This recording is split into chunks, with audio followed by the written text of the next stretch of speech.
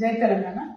దేశవ్యాప్తంగా గ్రామీణ ప్రాంతాల్లో ఉన్నటువంటి పేద ప్రజలను ఆదుకోవడానికి గ్రామీణ ఉపాధి హామీ పథకాన్ని చాలా సంవత్సరాల కింద ఈ భారతదేశంలో తెచ్చుకోవడం జరిగింది.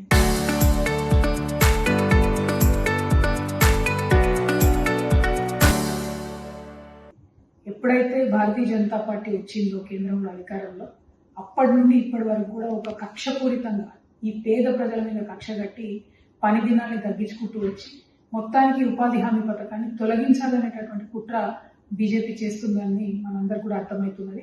ఉదాహరణకు తీసుకుంటే కోవిడ్ తర్వాత 2021-22 సంవత్సరాల్లో మన తెలంగాణలో 14 కోట్ల పని దినాలను ఇవ్వగలిగితే, ఇప్పుడు ఈ సంవత్సరం పోయిన సంవత్సరం చూసుకుంటే 7 కోట్ల పని దినాలకు తగ్గించడం జరిగింది. అంటే కంప్లీట్ గా ఉపాధి హామీ పథకం అనేది ఇదివరకు చట్టంగా ఉండింది. దాన్ని మొన్న పేరు మార్చి బీబీజీ రామ్జీ అని పేరు మార్చి దాన్ని కేవలం ఒక మిషన్ అంటే ఒక ప్రోగ్రామ్ కిందకి మార్చింది. చట్టబద్ధత వేరు, ఒక ప్రోగ్రామ్ వేరు. సో రేపటి నాడు ఈ ప్రోగ్రామ్ కేంద్ర ప్రభుత్వం కంటిన్యూ చేయకపోతే కూడా మనం ఎవరం కూడా ఏం చేయలేని పరిస్థితి ఉంటుంది. కానీ వాస్తవానికి ఉపాధి హామీ పథకం వల్ల గ్రామీణ ఆర్థిక వ్యవస్థ ఎంతో కొంత బాగుపడ్డదన్న విషయాన్ని, ఎస్పెషలీ కరువు ఎప్పుడైతే వస్తుందో ఆ సంవత్సరంలో పేద ప్రజలకు పిడికెడు అన్నం పెట్టడానికి ఈ పథకం పనికొస్తుంది. కాబట్టి ఖచ్చితంగా ఈ పథకం కొనసాగించాలి.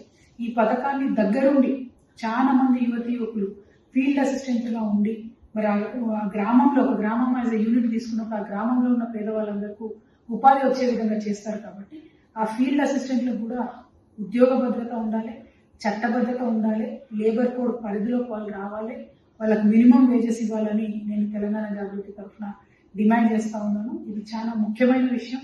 దయచేసి భారతీయ జనతా పార్టీకి ఇక్కడ నుంచి 8 మంది ఎంపీలు ఉన్నారు. ఈ ఎంపీలందరినీ కూడా నేను కోరుతా ఉన్నాను, మీరు మీ ప్రభుత్వంతో కొట్లాడండి. తెలంగాణ గ్రామాల్లో ఉండేటటువంటి అనేక మంది పేద ప్రజలకు అన్నం పెట్టేటటువంటి ఈ పథకాన్ని దాని చట్టబద్ధత తీసేసిండ్రు. మీరు ఇప్పటికే దాన్ని ఒక కార్యక్రమంగా చేసిండ్రు. నిధులు కూడా ఇస్తలేదు. ఇది చాలా అన్యాయం. ఆ ఫీల్డ్ అసిస్టెంట్లకు ఉద్యోగ భద్రత ఇవ్వాలి, ఈ చట్టానికి ఈ కార్యక్రమానికి నిధులు ఇవ్వాలని చెప్పి నేను డిమాండ్ చేస్తా ఉన్నాను. Thank you. జై తెలంగాణ.